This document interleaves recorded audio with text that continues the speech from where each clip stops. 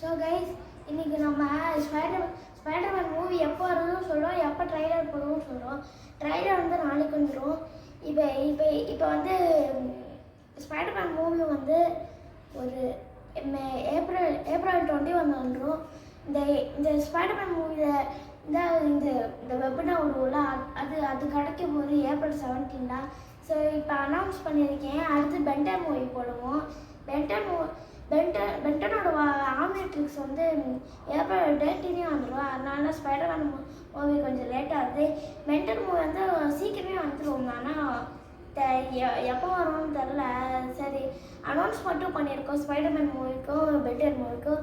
சரி, இதோட அவ்வளோதான். லைக் அண்ட் சப்ஸ்கிரைப் பண்ணுங்கள். பாய்.